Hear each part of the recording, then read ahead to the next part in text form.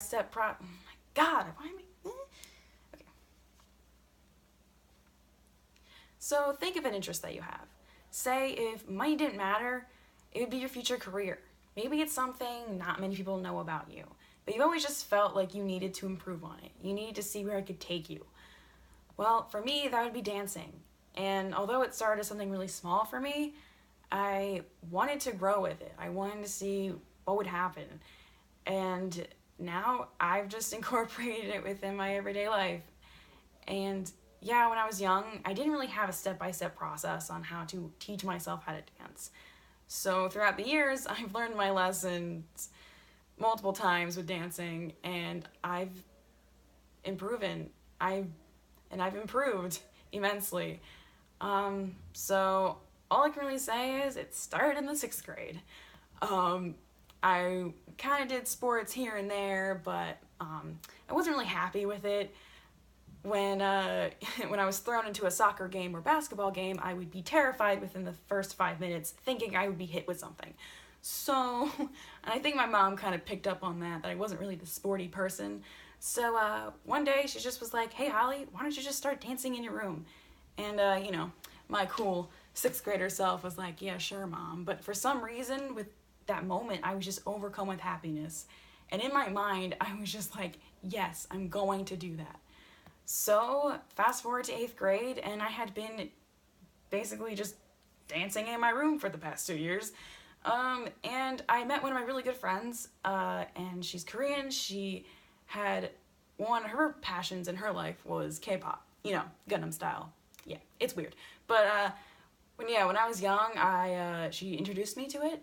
At first, I was like, okay, I can't understand this, but it has a good beat. And so eventually I just started to dance to that. And I grew fond of it.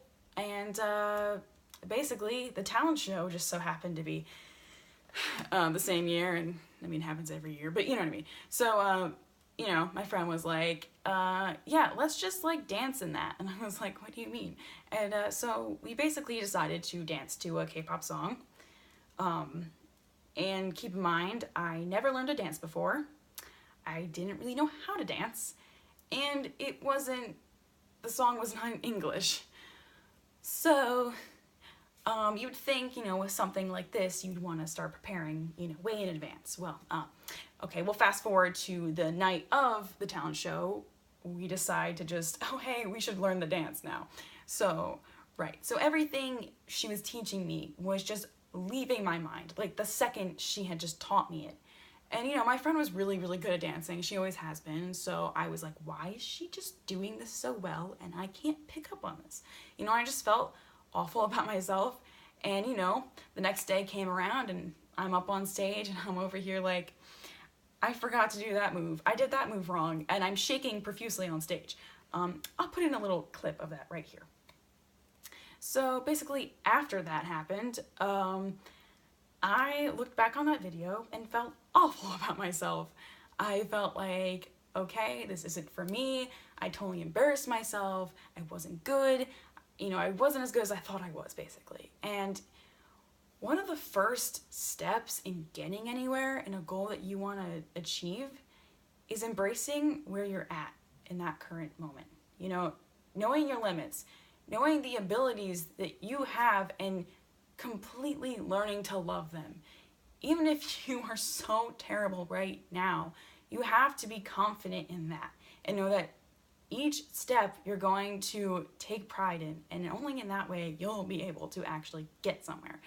Now, there is a lady, Carol Dweck. She is a professor at Stanford University, and she works with her theory on growth mindset. So basically, the idea is having a growth mindset means that it's the idea that the traits that you have will shape how the traits that you have will shape how people approach challenges.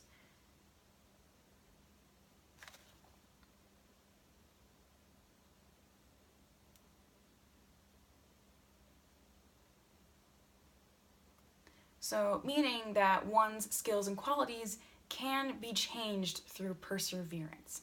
So knowing that right now makes so much more sense, and I completely agree with this idea.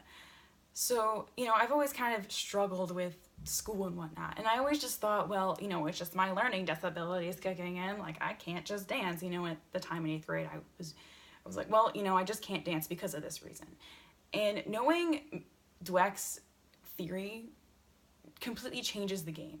Knowing that it doesn't matter what your skill is, as long as you have the right mindset to get there, you can get there.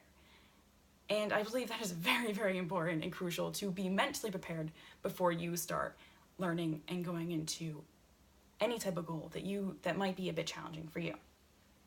So fast forward to junior and senior year, I participated in the Golden Eagles pageant both years with some friends, and I must say I was more prepared for that.